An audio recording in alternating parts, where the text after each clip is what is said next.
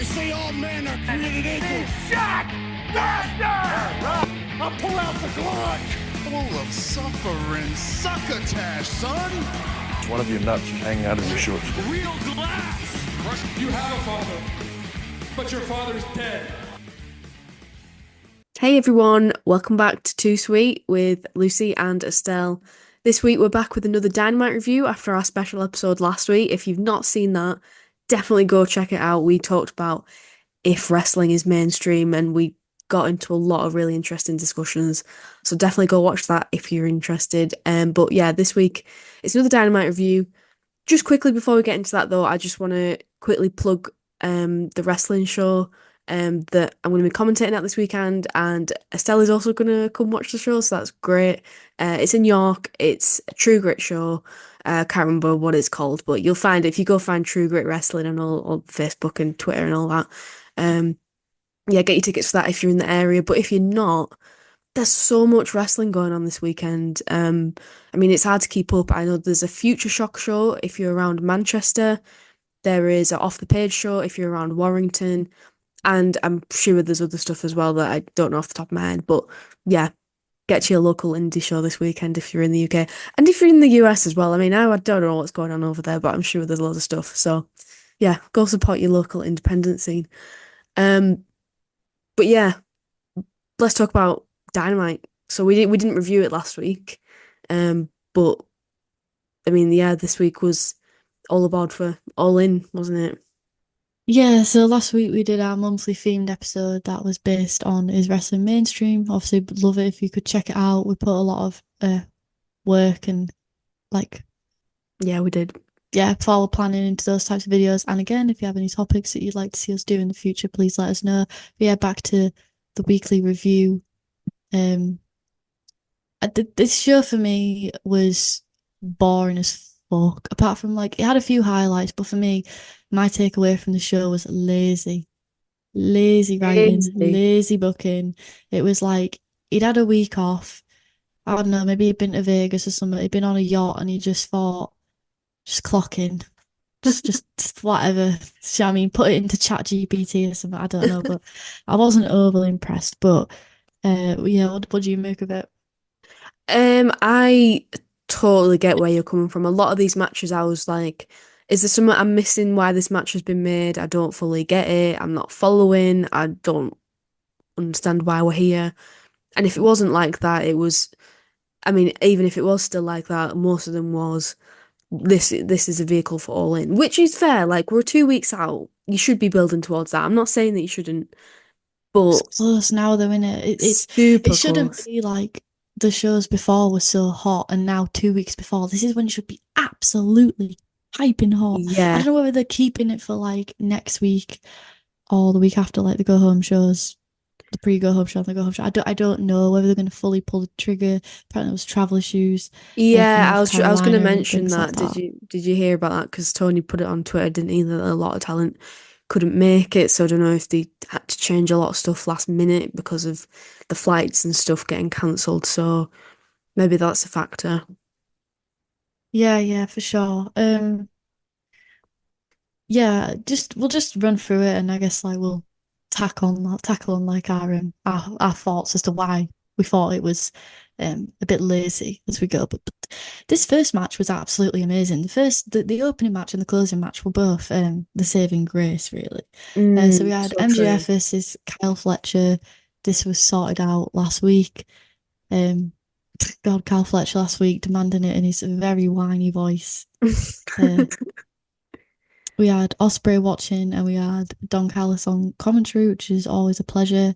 And this was just a great match, a really hot start.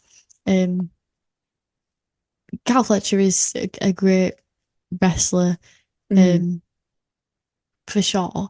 And Max just brought out the best of him. And one thing I really liked about the start of this match and kind of how it went on is obviously Fletcher's the babyface in this. So they decided to have it that he'd be being worked over by Max. But rather than Max just absolutely dominating, the way they kind of structured it was Cal Fletcher's just going at him like a little kid and Max is just swatting him away, but I really liked that technique of doing it that sort of way. Like it's not just Max just absolutely pummeling him down. It's like this kid just won't get up. And then Max doing like his best veteran impression of like, stay down, kid. It's Yeah. just it Yeah. was very enjoyable. It was a really good match. The biggest thing I got out of this was that MJF is like a great heel in the ring. So I know that sounds like an obvious thing to say, but we all know he's a great heel. But like he's his promos are great. His crowd work is great, but also just like in the ring, like I think that's an underrated skill is being able, he's cowardly, his selling was really good, and like you said, the things like telling him to stay down, try to be a veteran and stuff. Yeah, I really like that about this. And as well, like Kyle Fletcher, he was being the total opposite. He was high flying, he was taking risks. Um, yeah, I love the contrast between these two. I like the arguments they were having on Twitter as well. It was funny. I think they built up to this match quite well. Yeah, for sure.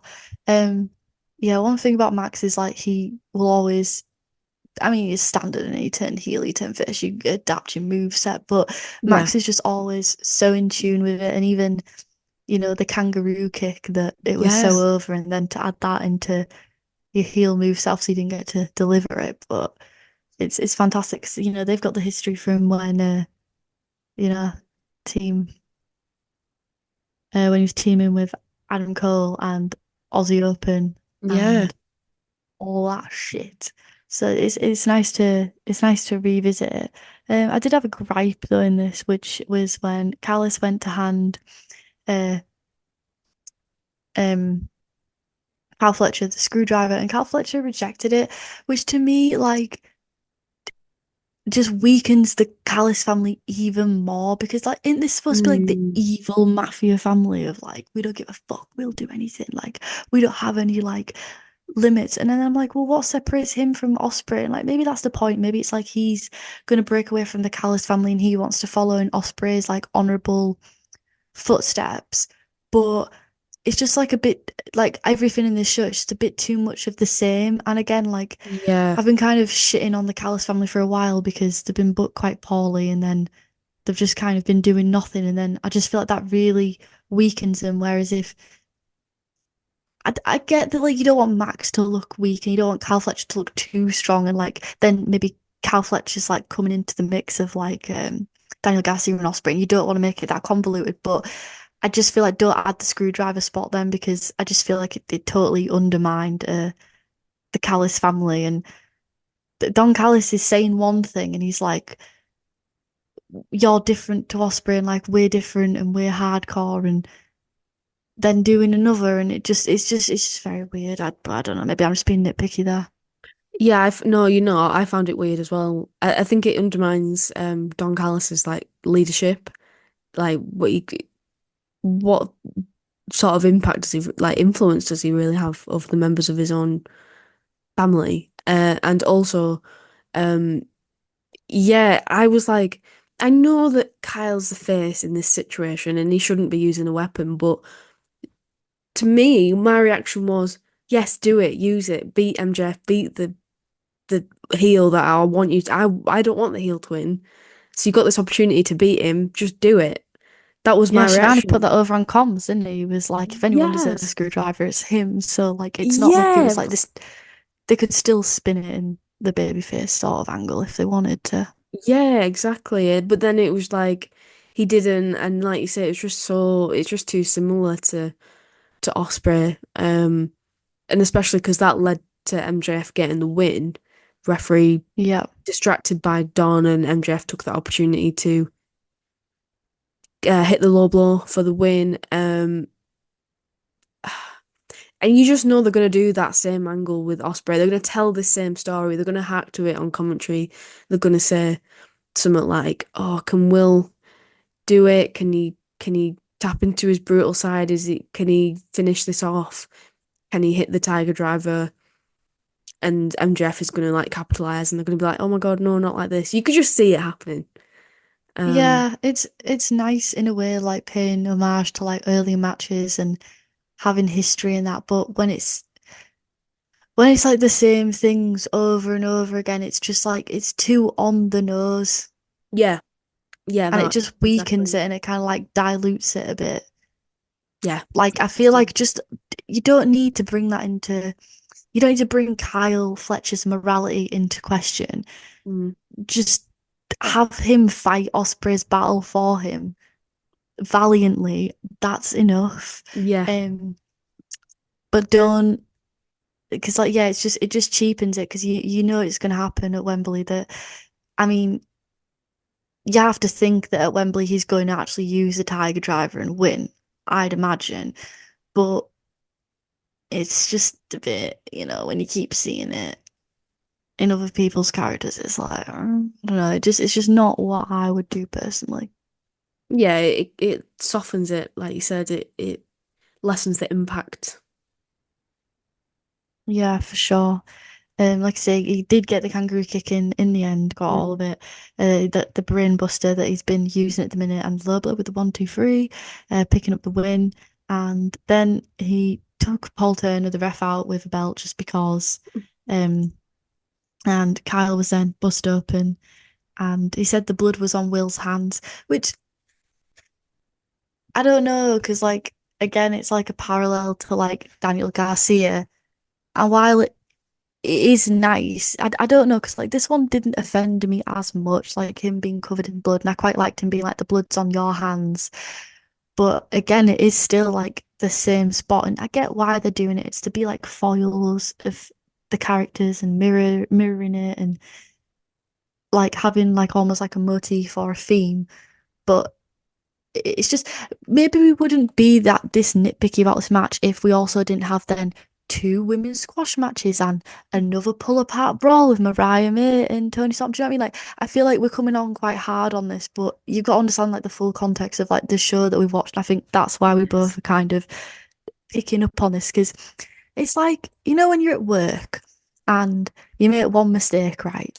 And Mm. then suddenly they're on your ass and they're on like all your fucking mistakes. That's what it's like. Yeah, As it's soon like as one thing highlights all the issues, sort of. It's like it exasperates everything, and something that's little suddenly becomes something that's big because you've set yourself like you're in this mindset now, and it's kind of like yeah, it highlights those details more. I totally get what you're saying, and this match was a really good match, but I think just that angle afterwards was, and like the finish, and then the angle afterwards was and then just the Tiger Driver at the end, like he tried to make the Tiger yeah, Driver um on um Cal Fletcher, and then Will Ospreay comes out and makes the save, and it kind of ends in what that sense.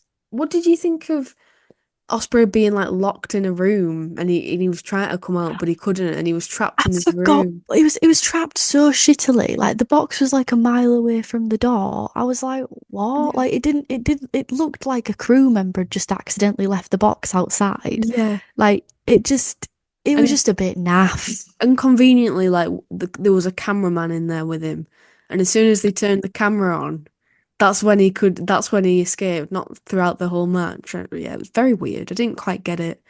I I think like it the idea of him being trapped, and I think it would have been more effective if he'd have been like maybe he'd like bolted the door shut or like put more against it, and then he's like banging and he's having to watch the TV yeah. as like Cal Fletcher's having being maimed. That would have been so much more impactful, in my opinion, than another run in and a save. Yeah, yeah, exactly. Agreed. And it was a shame as well. I think it was potentially interesting. Like Don Callis, right at the end of this segment, was screaming at Osprey like, "Where were you? This is your fault." But it cut off straight away, so you didn't even Yeah, get to hear that, like any sort of development of that, which was potentially interesting. So who yeah, knows? that did. They did get a lot of TV time though, didn't they? Wink, wink. So maybe that's why.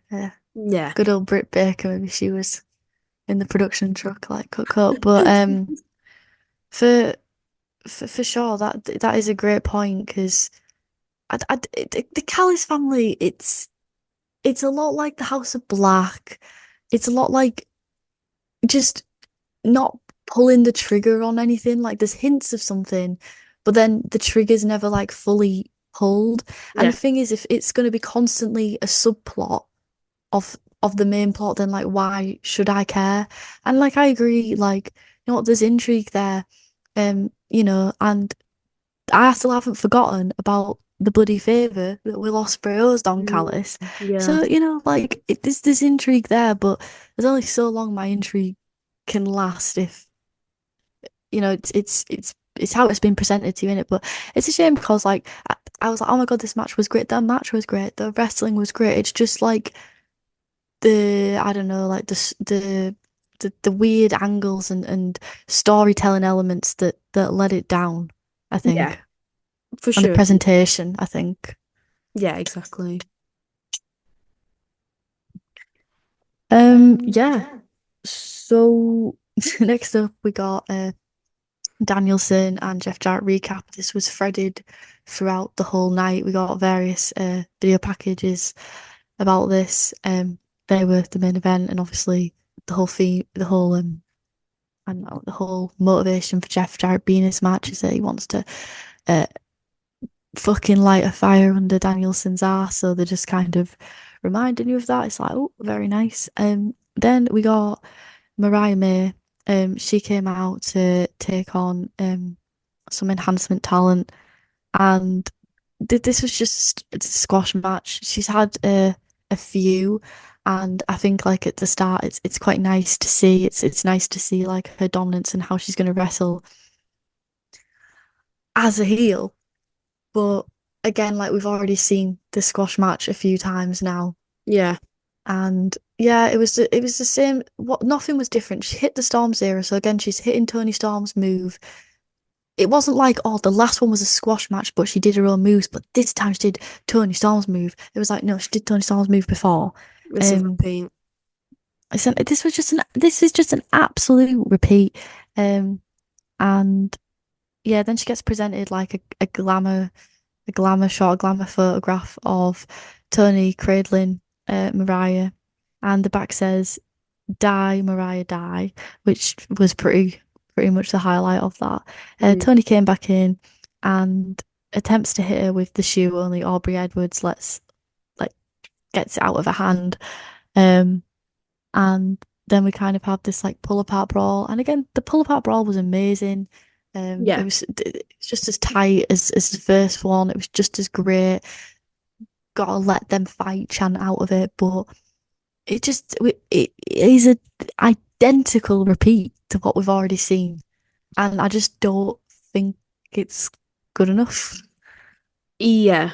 Yeah. So this match, so when it was Viva Van who she was facing, who apparently has been Even on Dark. Dark and stuff. So they were trying to put that over on commentary, but we've obviously never seen her on Dynamite. She got that classic jobber entrance where it's like, and already in the ring, this person. So that immediately sets it up like, why do I care? I swear we can do better than this. Like we've got women's talent, why but Yeah. whatever. It wasn't like a straight up squash, so I think it did go over a commercial. Oh But yeah, picture in picture. it's It still went a through. random match made for no reason. And obviously everyone knew that Mariah was going to win. It was fine. It was a fine match, but it's not going to stick in your head. And then, yeah, the whole thing with the picture was quite nice. But yeah, like you say, that was the only thing That was about the it only that was new different. element. Yeah, Yeah. exactly. Precisely. So it was just like, yeah, we want to make Mariah look dangerous. I get it. I get it. And you want to heat up the rivalry. I love that there's this much hype and excitement over these Oh two yeah. fighting, like big potential for like, feud of the year, match of the year if they can deliver, which I'm sure they can. So love that. But yeah, it would just be nice to have something different. Yeah, I've seen a lot of people say it's like the most anticipated match for All In, so it definitely has a lot to live up to. But I think that's such a great point and one that I didn't even think about you've already got female talent, and it's not like I'm not saying like fucking put Sheeda out there and squash Mm. Sheeda, or like Mm. I know they've been kind of using Nyla Rose in these squash matches, which is like okay, it would be nice it's nice to always see Nyla, but it'd be nice to see it have something more to sink her teeth into. Yeah. But I don't know. What about like Harley Cameron? What about like Penelope Ford? What about like these other women that you barely even use, and it's not really going to harm them if they get squashed, or like it's like a 5 minute at the least match where they get a bit of like offensive, because it's not like they have much build anyway. In fact, it'd probably help them being in a squash match, because at least then they'd be Yeah, in the reason. audience's mind.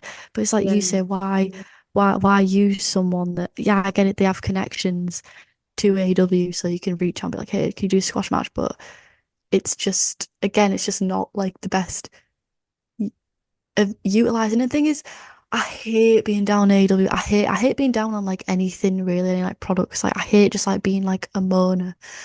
But I think it's I, just because like yeah. these stories are so good and there's so much potential, and this is like people's most hyped match, and it nothing hurts more than like wasted potential. Like when it's fucking Jericho Vortex, I'm not sat there like, oh, if only they'd make it good. I'm like, it's just shite. But like this, it physically hurts. It Yeah, physically exactly. hurts to watch them sabotage it. Yeah. I it'd be so I mean, fuck me, I'm not a booker, but I'm just gonna say I think it'd be quite easy to put on a match for Mariah May that people would actually care about. You could have anyone, anyone from your roster say something like, well, what you did to Tony Storm was fucked up, and I think you need to be put in your place. And then Mariah May's like, who the fuck are you? Set up a match for Dynamite. And it's not a squash match, but maybe Mariah cheats to win, or she's really super violent and the match has to end. That that works. Like surely that is because then we it's not just another women's match that's 5 minutes. You give it a good 10, 15 minutes on TV and that's a win all around. You've got loads of women on the roster who you could trust to put on a brilliant match in that position. I don't know. That's personally what I think. I think that'll be better Yeah. than squash matches, but Yeah, that would be the next step up from like using those lower card women, Diana Perazzo. Why yeah. not why not make the most of her? You only signed her recently. She's got a history with Tony Storm. Why not? But again, it's just nitpicky because of the latest squash match with Camille, and That that makes it just made it worse. stand out even more. If it Yeah. was just this one Mariah May squash match, we probably would have been like, oh, another squash match, and we wouldn't have really commented on it. It's just, Yeah. Right. yeah. But we'll get to that. So next up, we had Jack Perry's watching the tapes of Blood and Guts, and then there was like just a small Derby promo. Basically, Jack Perry was just like, "You don't know now about sacrifice," and Darby was like, "I'm gonna sacrifice your ass all in." Essentially, I'm really hyped for this match. I can't wait for it. To be honest Yeah, with you, me I think, too. yeah, it's gonna be a great one. I think they've Um, both like feel like they've got something to prove as well, sort of like a chip on the shoulder. So I think they're gonna go no pun intended, all out in the match. So yeah, I'm looking forward to it. I loved Jack's quote, those who shape the future carry the burden of destroying the past. I was like, oh, that's really nice. it is, yeah. Then we got the Jericho Vortex. Brian Keith came out. Taz was escorted out. Jericho on commentary. Brian Keith versus Shibata. Shibata picks up the win. Big Bill and Jericho attack. Hook comes out. That's all I have to give you guys. I physically can't. That's just the report. Like that's what happened. Yeah, so it was because a while ago Shibata and Samoa Joe and Hook were sort of like having a little threesome. No, they were like a team. And then obviously they had beef with Jericho, so then we've put them in a match this week, and it's just like, oh, it wasn't a bad match, but it's like I don't care. It's hard to get invested when you do not care whatsoever. So yeah, and Yeah, and my it's not like either of them are like. I mean, I do love Shibata, but I don't feel like either of them are like star-studded or have like enough star aura to put them on Dynamite. Like, I feel like that's collision at best. Like, I think like Shibata versus someone else of like a higher stature, like Shibata versus Samoa Joe. I know they're on the same team at the minute, or like Brian Keith. I just don't. I do like him a lot, but I just think like he's not worked his way up the ranks enough. But I think to put them on together, It's a choice. Yeah, for sure. I mean, It's like my they've ran out of ideas, haven't they? yeah. It's like you say, like they've ran through every. He's done every fucking combination he possibly can. Yeah. So and it's like a little G1 climax, but between these two teams, it's like every possible combo. But yeah, my and the highlight of this match for me was when Chris Jericho said, "Oh yeah, Dave Meltzer gave my match 5 stars," and then Excalibur went, "Who?" And that was the end of that. I got, that popped me. But yeah, that was like the only thing I can really remember from that, which says it all. That's like every match of theirs, though, isn't it? It's like there's one like snarky comment and it pops you, and then that's like it. hmm and Chris Jericho is like, "This is great. They're talking about me on the internet, guys. That means it's good." Oh dear, it's okay, guys. We're nearly at autumn. We're nearly at the Fozzy tour. We've Oh nearly my made it God. through. Did you see that they've changed venue? Fozzy, like they're doing a show in London and they've changed the venue. Downsized or Massively upgraded. downsized. Um, this is just I just saw one tweet. So if this is fake news, I'm really sorry. I haven't validated my sources, but it was like I think it was like 1K Just like capacity every dirt originally. sheet ever. Yeah, and it's gone down to like less than 500 capacity. So ticket sales won't have been good. That's weird though, because I feel like they do have like somewhat of like a small, medium-sized following. But Who knows? I mean, wrestling I fans don't know, man.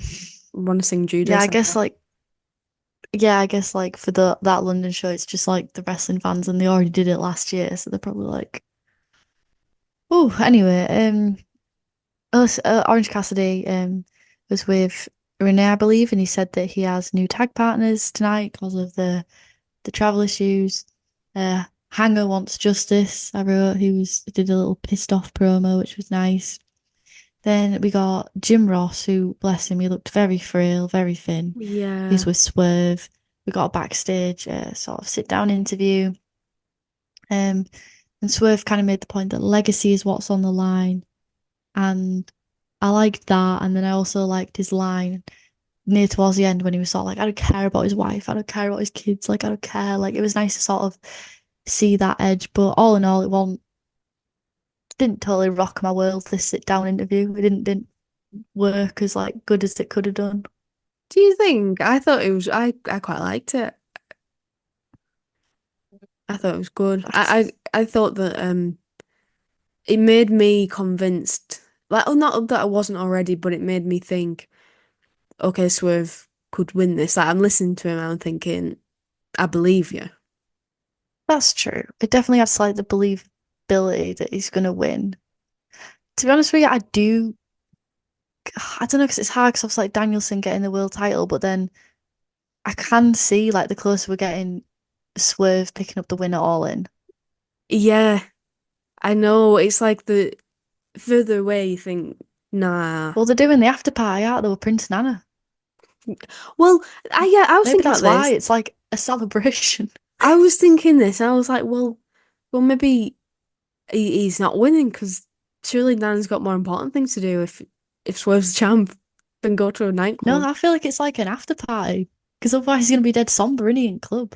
Mm, yeah, get some drinks in and be all right. We can cheer him up. But yeah, I don't know. I feel like originally I was like, nah, there's no way. Like this is brains for the taking. Like what a Mm, moment that's going to be. But yeah, the more I think about it, the more that I hear, the more that I see, I'm more on the fence. I'm more on the fence. Very intrigued. yeah, I didn't even think about it like that, but that's so valid. Like subconsciously, I've watched that, and subconsciously, I've been like, oh yeah, the beliefs. So yeah, I guess it was effective in that sense.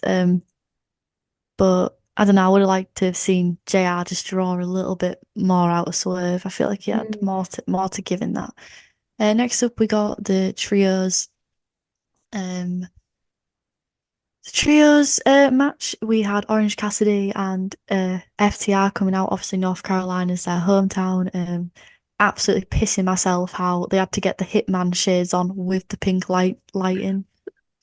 Like them being Bret Hart fanboys, it is just the most hilarious, amusing thing. The way they commit, it's just insane. Like I've never seen like any like I know there's like paying homage, I know there's like having like a favorite wrestler and like growing up being inspired, but fuck me, like oh bless him. They're just a pair of marks. Yeah, for sure. But it's a big laugh because like Dax was like fumbling trying to like put his shades on like as the lightings like hitting pink. They've got the little Bret Hart boots on. I'm like, you don't you don't really see like I don't even think it's being a mark though. I think it's like being a fanboy. Yeah. I think like they like I could see him like making edits and like make it sound Fan cam. yeah, genuinely. But you know, respect, man, respect. And they were fighting Rouge, which was lovely to see. The Beast Muertos. They I thought it was Muertos, but they pronounced it Muertos. He was on Collision, and Roddy. Um, yeah. It was a really fun match. You know, it's trios, but I don't know. It would have been nice to have seen like more because it was like quite short. I feel like for a six man, you know, there's quite a lot of people in there. Um, but yeah, pretty good. I think FTR picked up the win with the Shatter Machine, and they pinned Roosh, which I thought was an interesting choice of pin.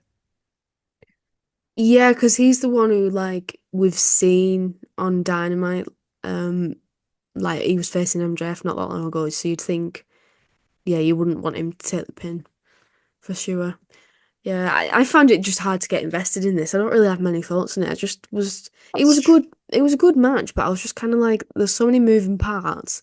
Don't really know why this is happening, why these people are involved. I was just yeah.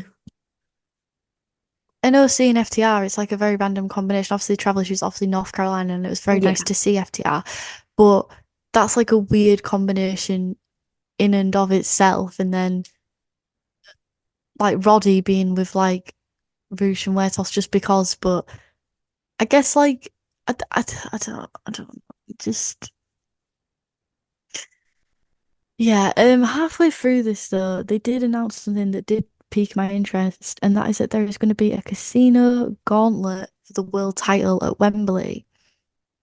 Who Yes. do you think's gonna win that? Because my thought is a Hangman Oh, yeah. or a returning Moxley. Oh my God. Those are my two bets. Yeah. I haven't even put much thought into who's even A going to be in it. returning Moxley and Danielson wins. Oh, Wouldn't that be tea? Wouldn't oh, that be yeah. fucking? Oh, it would be really difficult for me to have the Blackpool Combat Club implode that way, but in a sick, sort of twisted, masochistic way, I'd love it. So I'm into it. Yeah, for sure. Um, but I wonder if yeah, that's going to that be can't wait to see what's gonna go. same. I wonder if it's going to be a pre-show thing, But it's for because the world title. yeah, that's what Quite I was going high to say. stake. It's pretty beefy. So And then you'd think maybe they have the match at All Out. yeah, yeah, that's not long after All In, is it either? So No, no, that's but like yeah, 3 weeks Hangman after. in out, Hmm? which is interesting. So I said Hangman isn't in anything. Yeah, Yeah, like it's yeah, really I thought interesting. about this on this episode of Dynamite. I was like, what's he going to be doing? So yeah, that'd be. I'm sure if he's going to be in it, they'd probably you'd think they'd announce him. There'll be Mm, surprises, no doubt, but you probably want to announce him to build up that hype, like, oh, he's for sure going to win, like sort of thing. yeah, and then maybe like a surprise entrant, and Yeah. it's John Moxley, and maybe then you have them facing off at the end. I don't know. This episode, guys, is just us playing fantasy booker. Okay, um, but just to wrap up this trios match, towards the end, the acclaimed came out. FTR were basically like, "We respect you, but like, we're still gonna fight you. And they came down to the ring and they brawled. So I was also thinking like FTR aren't really doing anything, are they? Either the Acclaimed aren't doing anything. But then again, their mic was cut off. So I didn't know whether they're still gonna go in whether the Bucks are gonna be on the card. Yeah. I don't know. The Elite, it's kind of a bit like up in the air, which is not what you want for like one of your top presented factions. Like you'd think they'd have more relevance in All In. For sure. Yeah, there's still like a lot of top stars that don't really have that aren't really like doing much yet. So I hope that they quickly get a good spot on the card. But yeah, it seems that they claim the FTR are feuding, so I don't know whether they're just going to shoehorn that in, which isn't the Yeah, most exciting it kind of seemed aspect. like that to me. Yeah, me too. So I'm not all that thrilled about that, but okay. Especially when last year we got FTR versus the Bucks, the rubber match, the tensions were so high. It was like one Yeah. of our most anticipated matches. Um, it's a bit of a shame that it's gone downhill. Yeah. And as well, I just thought of this as well. You got to think there's probably going to be a Stadium Stampede match because they love them Mm. at All In. They do. So next up, another really juicy bit of tea, right? But it could be potentially disastrous. So we got a collision clip of the House of Black patriarchy and Bang Bang Gang and Kip Sabian fiasco that went down on Collision. And another small detail that I fucking loved was Mama Wayne holding the title. Yeah. Love her. She deserves it. She's my champ. Oh yeah, the people's champ for sure. And the patriarchy, yeah, just kind of said that on Collision this week, the two will fight, that being the Bang Bang Gang and House of Black, for who's going to be the number one contenders. And the number one contenders will fight for the titles at Wembley. Now, this is like huge for me because I fucking hate House of Black and I fucking love the Bang Bang Gang and I'm stressing. I'm stressing. There's big Stressed out. stakes. Big stakes on this. Do you know what that actually is? Because I don't know, because like Jay White recently, a couple of weeks ago, he did injure his foot. We don't know. It wasn't said to be that severe of an injury. Like, I don't know if it's like a sprain or a minor fracture. But my fear is potentially that they're going to write him off through this and the Mm. House of Black going to win. But guys, today is the 8th of the 8th. It's the Lions portal. It's the most powerful day. No, it's seriously the most powerful day for manifestation. So everyone come together and let's manifest Jay White winning again at Wembley. Come on. Prayer circle for all of Estella's hopes and dreams, please, guys.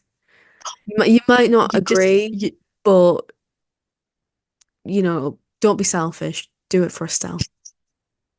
I fucking know House of Black are gonna win though. I just No, no, no, no, no. We're not manifesting that. true. Yeah, positive thoughts. But yeah, can't wait to see how that one goes down. But, oof, Mm. That's on Collision, right? So you're gonna watch Collision. yeah, this Saturday, yeah, for sure.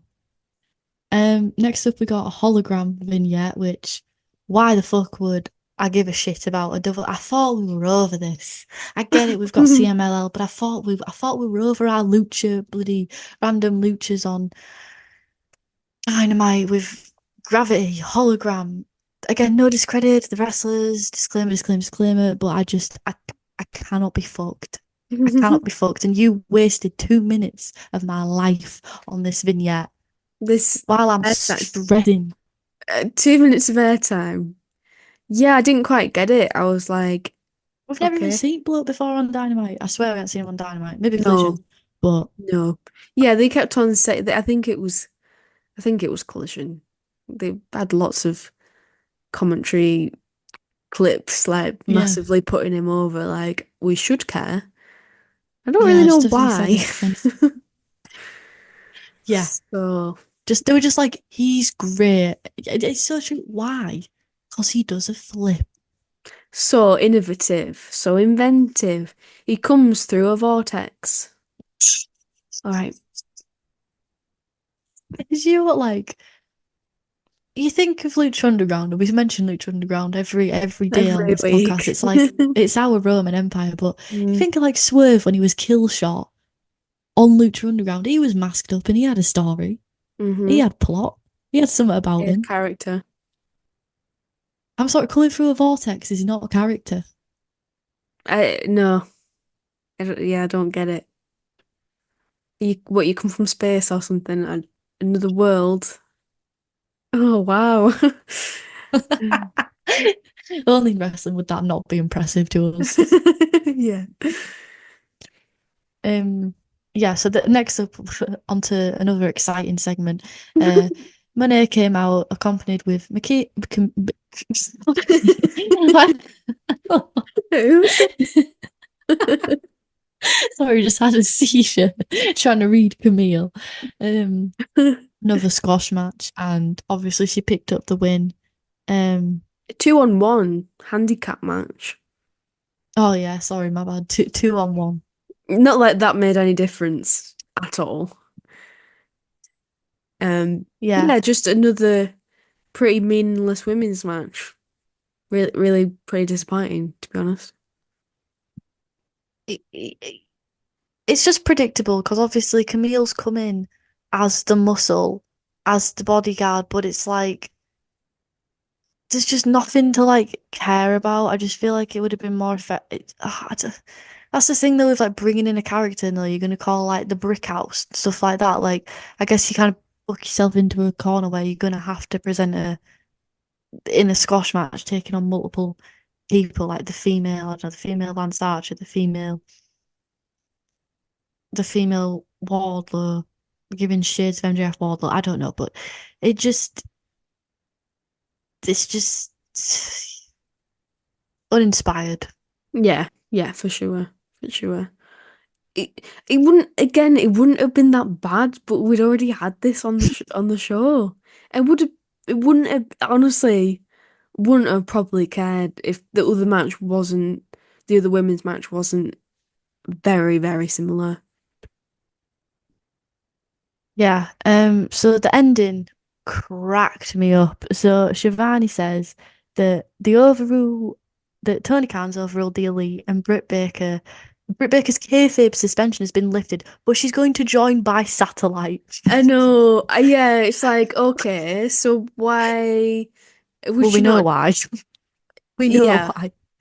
Because kayfabe the real though. suspension. Kayfabe Doesn't make though. no If she's not sense. suspended, so why is she not here attacking her bitter enemy? Nah, Oh, she were she can't pissed be off. asked. She She were just fired up though once she bless her. yeah. Good on her. And you know what? I love her. Like, I could be on fire and Britt Baker could have me a bottle of water to put myself out with, and I'd say, Britt Baker, are you thirsty? My queen, my princess, would you like a drink of water? That's how much I love that woman. I was going to put that out there. You are such a simp. But I love, you know and she was what? like, That's valid. would you, oh, that line where she was like, trust me, I'm a doctor. I was like, oh, girl boss. Like, did you want like book MJF versus Britt Baker? I'd pay good money to see that. Yeah, I feel like the like an unsanctioned match after All In. So Yeah, like, or like in the parking lot outside, it's like unsanctioned. Everyone gather well, around. we saw that last time after All In, didn't we? We saw a few cringy, unsanctioned fucking wrestling matches. Yeah, them replica belts on the line. Good to see them getting defended. But yeah, no, like yeah, it was a good promo from Britt as usual. I thought that Mercedes again. I love Mercedes. I don't like criticizing her, but there's certain I can't remember what line it was that she said, and that's just like, oh my God, it just sounds so wooden and so scripted. Well, it's written for her, isn't it? Yeah, yeah, we've talked So about this that's before. why. And it's like, I know I couldn't do any better. No, I couldn't cut a promo in front of all these people. So it's not, maybe it's not really fair of me to criticize, but I don't know. That's just the impression that yeah. It was But it's pretty just such a great basic. promo, isn't she? Oh yeah, for So it sure. makes it just stand out even Mm, more, that gap. But I guess it kind of makes her come across as like more obnoxious. yeah, maybe she did it on purpose. Maybe that's the point. But it was pretty basic smack talking, to be honest. Like, you can't have them physically engage with one another, so it was just like, this is what we'll do, and it was pretty lackluster, to be fair. I'm still excited about the match, but It's not just a not Camille as. element. It's just unnecessary, isn't it? I'm just pray to God she don't get involved in the match because how shit. I That mean, would I'm be sure shit. she will, but if it as long as it doesn't have like a severe impact on the finish, you gotta like add a little bit of drama, or she gets But kicked then out I or think something. that's But the hater, the hater return though, isn't it, though, when she gets involved. oh yeah, oh yeah,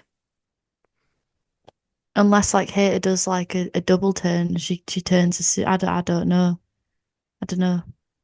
I don't know, but I'm sure she'll be back. I'm absolutely certain that she'll be making a return.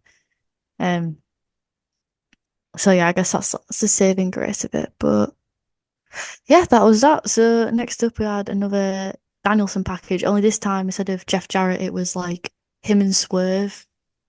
So it was like building on that like backstage sit down interview and like, oh, here's the other element of the match tonight. It's that this is what the first video package is like, this is the challenge. And then the second video package is like, well, this is why we have the challenge. So it was really, really nice to see. yeah. I loved how they sort of came in on all angles. Like they told the story from multiple different sort of perspectives, and yeah, it was nice. I loved the concept of this match. Like on paper, I think people have maybe used it to criticize AEW, like Jeff Jarrett versus Bryan Danielson. What the fuck? But like, you actually pay if you watch the program and you pay attention to the sort of story they're trying to tell. It's really fascinating concept. So Jeff is like, Brian, you kind of sound like you've got one foot out the door. You're not fully into this. I don't know if you know what you're getting yourself into versus Swerve. So he's like challenging Brian to be his best and trying to push him to his limit to get him ready for Swerve and it's not because he has beef. They don't have beef, but it's more like he just wants to make sure that he's absolutely at the top of his game. And then on the flip side of that, Brian's sort of offended that Jarrett thinks that he's not prepared.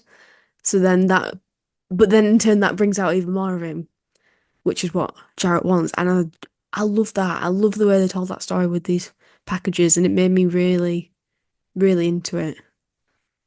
Yeah, it's a great use of Jeff Jarrett Yeah. and um a much better use for him being this like respected veteran rather than obviously the hokey bullshit and the Leatherface match and the shenanigans of Team TNA. It's very fun, but this is the elite use of Jeff Jarrett on your roster. And I just want to add that I love that, but I have grown such an appreciation for the Danielson Swerve dynamic because it's so interesting to me that, and it became even more apparent in the sit down interview and then at the end how it's such a rules reverse sort of thing because Swerve's like a first world time champion. Like he shouldn't have the confidence that he has. Mm.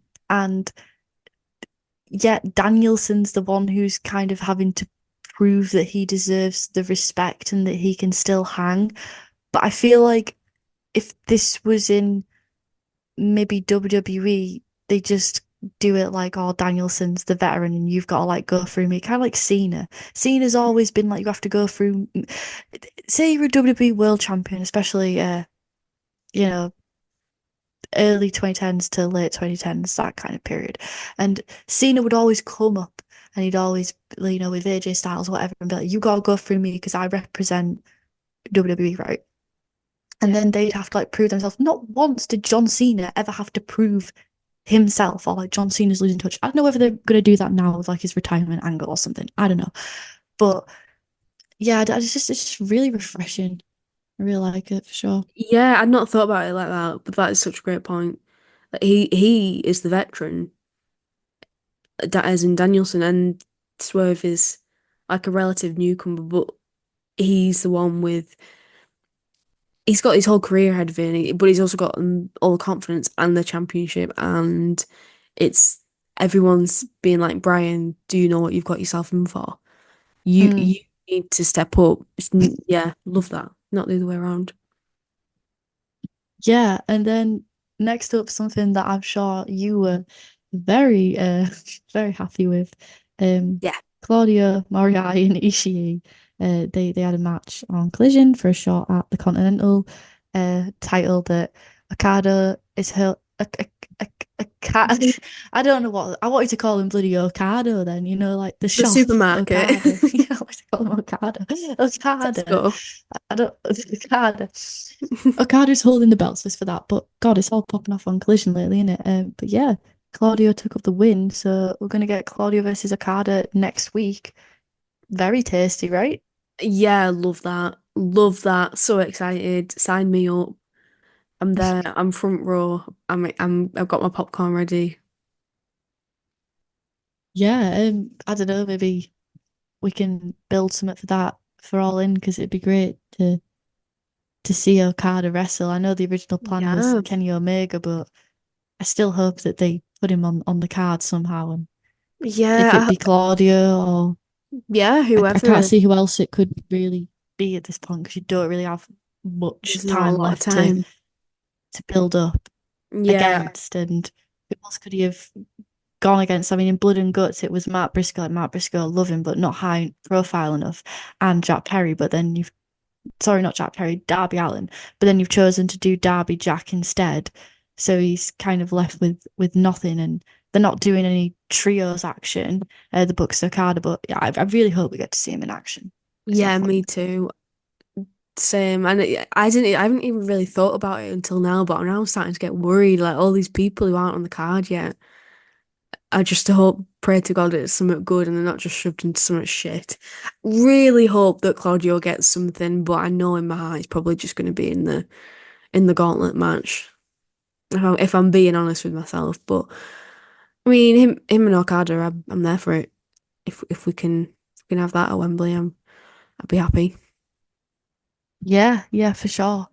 Um, yes, and that brings us on to our main event, Jeff Jarrett versus Danielson. It was an anything goes match, and we had Ricky Steamboat on commentary, which was lovely. Just adore that man. Like, such good vibes. Yeah, he Um, added quite a lot to it as well. Like he added like a different sort of storytelling element from someone who's been there and done that. He knows the score. He's been in there with the legends and stuff. Yeah, it and was knowing really nice. Danielson for so long, and I Yeah, guess like you were saying about how much you love the dynamic, it just holds so much weight, doesn't it? When you've got like Steamboat out there and you've got Jeff Jarrett, and Jeff Jarrett's got the legacy he has, and Danielson's got the legacy he has, and like these are three legends just yeah, in the same room. The aura that they hold, and the weight of these three men's careers, uh, is truly something to behold. yeah, and that and the weight of their opinions, and they were just putting over Swerve all the time. I mean, like Ricky on commentary, and then obviously we had Jeff Jarrett before this match. Yeah, what a great sort of testimonial for Swerve. Yeah, so this match started off with Danielson making his entrance and Jeff Jarrett just assaulting him with a guitar, which I was like, okay, like that's a choice. Like I didn't realize Jeff Jarrett was gonna fight heel, but then it made sense because I was like, oh, like we're starting hot off the gate, and it's like he wants him to prove his ass. Like he's not waiting for him. So I was like, okay, like I get it. And then they had a great fight, a great brawl, outside the ring, uh, through the fans. I think my highlight was definitely when they were in like the concession area and they both did the suplexes onto the ungimmicked bin, which just Yes, oof, looked that very that nasty. was an arena bin. That was A no real like bin. yeah, that was no steel like yeah, tinfoil basically. That were real. Yeah. And the crowd were just awesome. The crowd were Yeah, awesome as well. yeah, this made me laugh a lot because yeah, it was awesome and I loved how they had like a bit where Jeff was like beating up Danielson and he sort of pushed him like into the crowd and the crowd would just push Danielson straight back in. Like how sick is that? It's like just like a fucked up lumberjack match. I love Yeah. that. It's like even though the fans want Danielson to win, they're like, go on, get back in, go. We want to see him Yeah, they're fight. rallying behind him, Yeah. which added to even more this idea of like getting the fight out of each other. Yeah. Um, Loved it. Yeah. But also I want to say I hope those security guards got a pay rise after this because they were working overtime. Yeah, for sure. Um, then they kind of came back into the ring, and this is when we kind of had the second half, which was more technical, and it was really like there was still some gnarly spots. Like I winced when he had Jeff Jarrett in the chair, and then he ran for him, and his feet just missed it with like the drop kick, just Mm. missed it by inches. It was a really there's lots of moments like that, and you think. Jeff Jarrett's just so great, especially like for his age and the way he can still move and the way he can still go. And I don't think he like gets enough credit for what he is capable of and how he steps in a ring and it's like he just understands people. And I feel like when obviously people get to a certain age or they're generations behind in wrestling, it feels like the other wrestlers have to carry them. You can kind of tell. And then like they let the vet get like their moves in.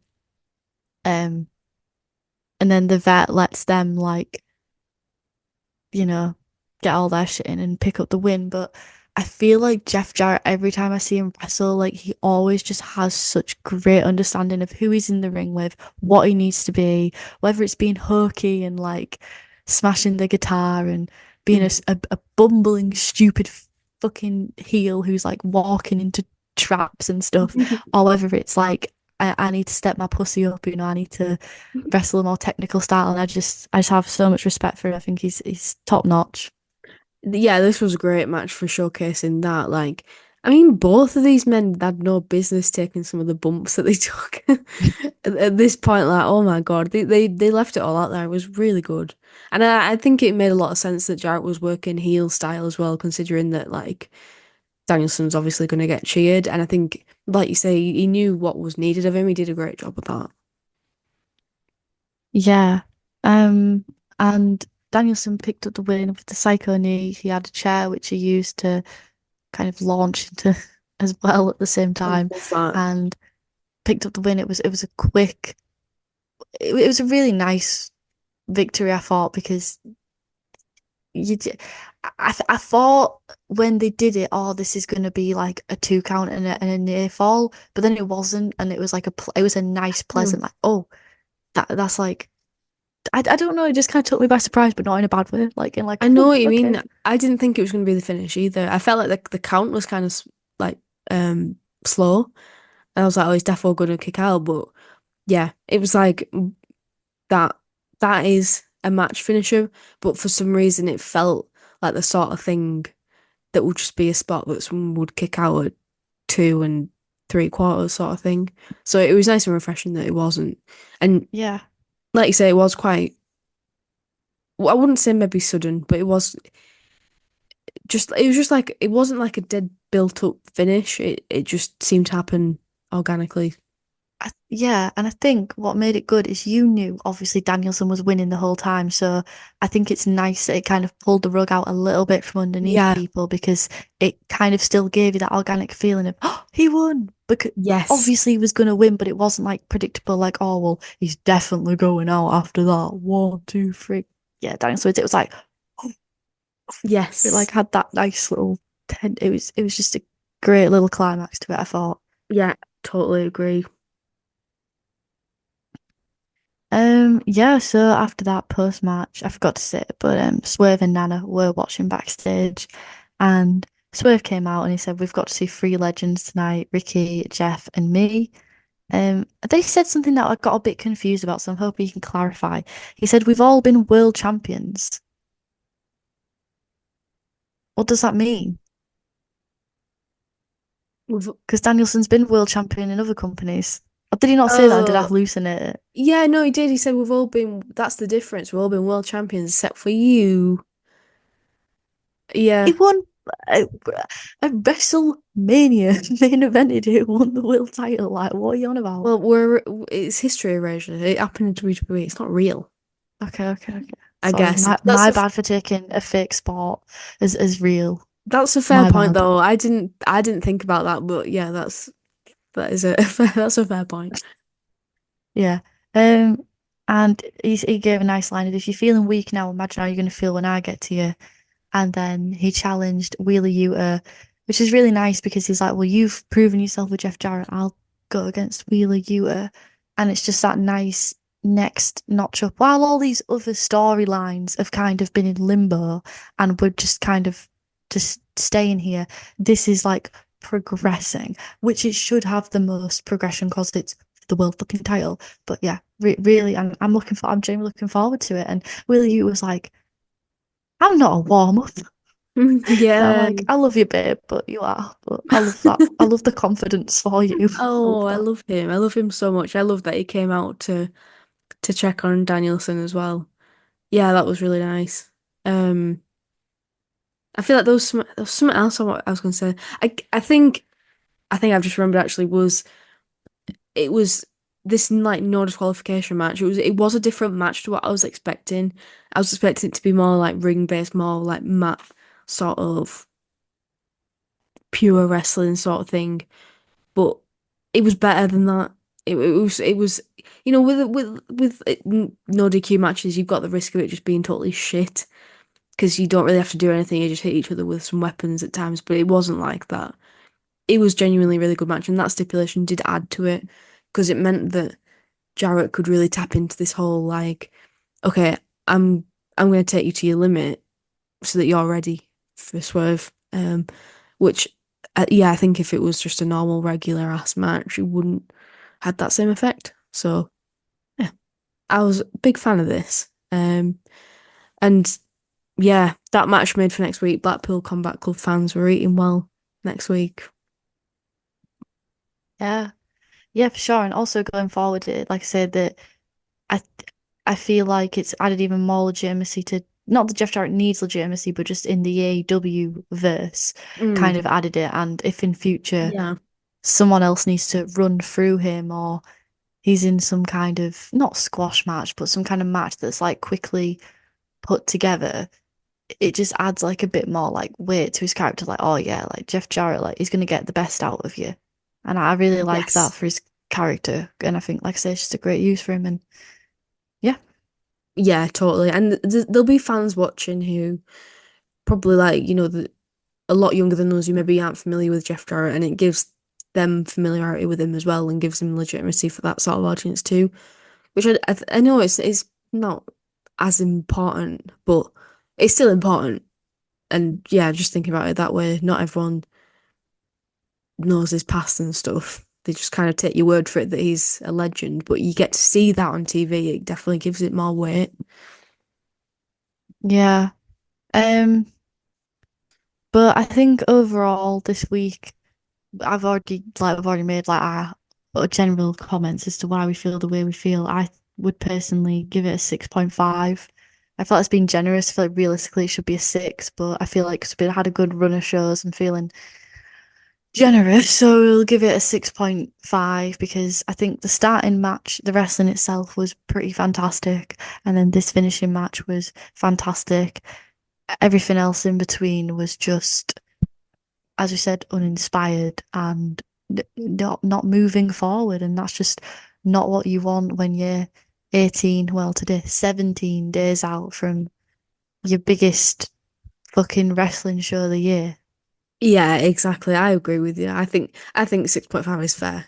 Considering like the quality of the last match and the first match was good too and similar storytelling there.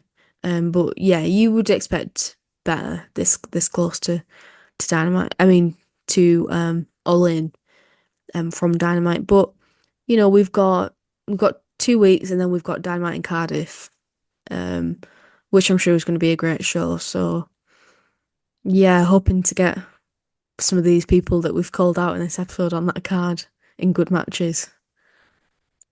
Yeah. Yeah, for sure. And with regards to news this week, I don't really have anything of importance. Obviously, the Britt Baker MJF thing, it's been done to death. Yeah, there's nothing really we can add What to more that can we add response, is to there? that? Yeah. It's all out there. I think She is going to be in Cobra Kai though. That's news. Oh, okay. That's all the news I've got. Cool. Yeah, I feel like there was some bits and pieces, but we covered it sort of as we went along when it came up. Yeah. Yeah, no, nothing's springing to mind for me. I'm sure, just like last time, something massive will happen as soon as we stop recording, because that's how it works. But yeah, I guess that's gonna do it then for this week. So thank you all for watching, and as always, let us know what you thought. Did you think were we being generous with 6.5, or was it harsh? Or are we being too down on the show? Maybe Yeah, we're we'd being love too to- negative. We'd love to know.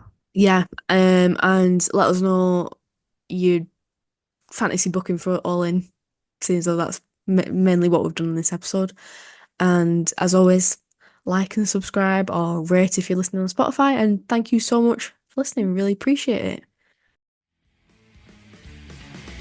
I must bid you adieu, goodbye, and good night, bang! I wish you died in the womb!